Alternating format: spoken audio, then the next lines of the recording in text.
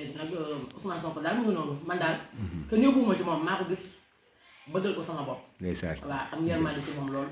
mu woote dëgg tamit.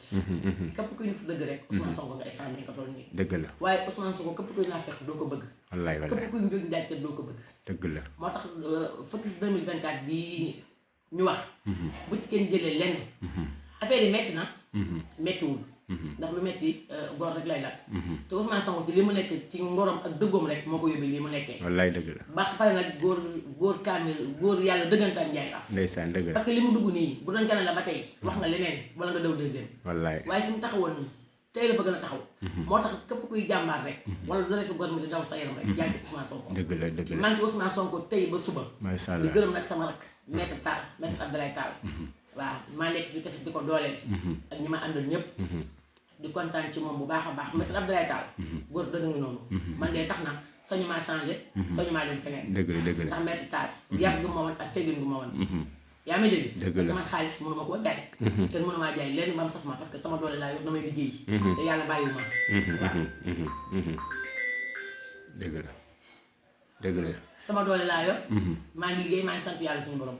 waaw kon soo gisee xale bu mel ni maître Tall. am ci lu mu nekk. yoon la ñu jàppale ko. dëgg la waaw parce que tamit nit ñi kenn moomul kenn. man ku ma yëg man. man ma yëg la man day xuri. ku ma yëgul yëguma la. dëgg la man loolu laay dund. mais Ousmane Sonko daal. maa ngi ci moom tey ba suba. waaw waa tefes nag man dama leen di sant. di sant jigéen ñi ma bokkal terrain bi yëpp tamit aussi. fii si Mbour Tefess. waaw fii ci Mbour Tefess. parce que wax dëgg yàlla ci lu ma leen woo rek. dinañ ma ci fekk si.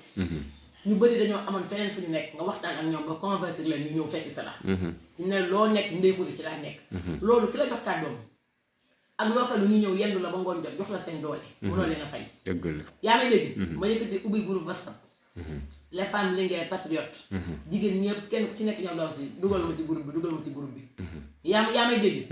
may monté sëriñ lu mat 100 personnes ñoo may indil seeni numéro téléphone. damaa bëgg a bokk sa sëriñ loolu rek fierté la. loolu rek mbëgte la. parce que gënuma fi kenn.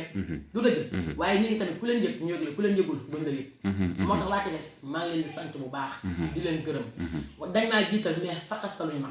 sama bés ba ki dem dañ ma samay famille. def ma leen yaa may dégg. wane na ko.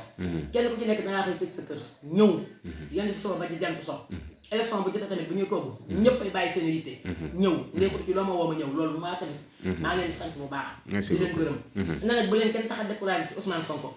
bu leen kenn découragé loo. man maa leen wax ne lu leen waay jox ngeen lekk. mais nag focus 2024 rek. incha allah rabi toog leen dégluñu.